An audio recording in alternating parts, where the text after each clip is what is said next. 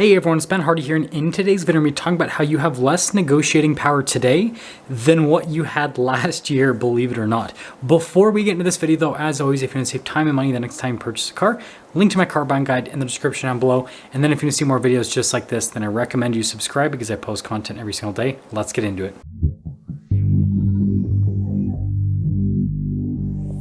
So first off, I need to explain what negotiating power is. So this is your ability to get a discount off of a vehicle compared to what a dealer is asking for that vehicle. And so if you can get a big discount off of a vehicle compared to what a dealer is asking, then you have lots of negotiating power. But if you cannot get a discount off of a vehicle compared to what a dealer is asking, that means that you have a little bit of negotiating power, or no negotiating power whatsoever. And that's where today's market gets extremely fascinating, because the discounts on cars today are much larger than what we had last year. Last year, the average consumer paid over MSRP for a car, whereas this year, the average consumer is paying under MSRP for a car. So you'd think that, oh, well, consumers last year must have had no negotiating power because they're paying more for cars. They're paying over MSRP, whereas this year, with consumers paying under MSRP on average, they must have lots of negotiating power. And that's just not the reality of the situation. The reality of the situation is that the cars that are going for under MSRP, that are pulling down that average transaction price, are being discounted upfront by dealers, because at this point, pretty much everyone knows that there are certain vehicles that there's very high supply with those vehicles. And so the dealerships know that if they don't price those vehicles to sell, they're not going to sell them. Like when you have vehicles on your lot as a dealership that have a 90-day supply, 120-day supply, in some cases even a 200-day supply, you're going to discount them up front to get rid of them. And so this is where it kind of dives into the, lack of negotiating power, because the dealers have already, quote unquote, taken care of the negotiating for you. Now, some of you might come in and say, well, wait a second, if the dealership's discounting that vehicle and it's still not selling, that means that they need to discount it more, because that is what would actually get it to sell, right? Supply and demand, right? Prices should reflect that. And it comes down to the fact that dealers only have so much margin in cars before they're losing money on the car, and it just doesn't make any sense from a business perspective. And it actually makes more sense to just sit on the car and wait until someone, comes along to purchase the car. Again, that's kind of like a crossing your fingers type situation. But again, that's why dealerships always track their day supply number. And, once the day supply number gets to a certain point, then that's when dealers start to dive into thinking, maybe we need to release some heavier discounts than what, makes logical sense.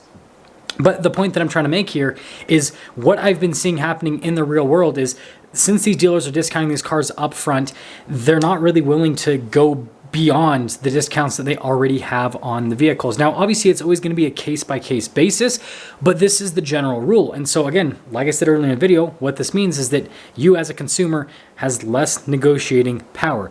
And then if we dive into the vehicles that there's still, supply constraints with, vehicles that are a little bit hotter on the market, an example would be, like a Honda Civic, right? They're still super hard to get. Or, something that's more expensive would be like a Ford Raptor, or pretty much any of Toyota's product. And again, this is where you basically don't have any negotiating power, because with these vehicles, the dealers know that they're hard to get, and dealers with vehicles that are hard to get are holding on to every last ounce of profit that they can. If a dealer can still sell a car at over MSRP, you better believe they're going to do it. And if a dealer can get MSRP out of a car, you better believe they're going to do it, and they're going to stick to their guns, because again, when they know that they're in a market where most of the inventory that they have, right, with most manufacturers at this point outside of, Honda and Toyota, for example, is inventory that is going to be harder to sell in this market, right? They're going to have a bigger day supply. Then if they have anything that they can make some money on, they're going to do everything they can to make some money on that. And so again, that is where you'll run into a wall where you won't have any negotiating power. And if you compare this to last year, this is where things get really interesting, because last year with the car market, right, a lot of cars were selling for over MSRP, but because dealers were making so much more money last year, they were actually willing to work with people a little bit more, and they were actually willing to discount cars a bit last year if the customer was, so willing to go through the whole negotiating thing. And so last year you were able to actually get some discounts off of cars, whereas this year again, like I said throughout the video, you're going to run into one of two situations. Either A, the dealer's already discounted the vehicle and they're not willing to discount it more because they lose a ton of money, or B, the dealership's not going to discount the car because they know what they have, right? They know that it's a car that's hard to get and that there's a lot of people looking at that type of car, and so they're just going to stick to their guns and stick to, you know, trying to make as much money as they can off of that particular vehicle, because chances are they're probably losing money on the rest of their inventory.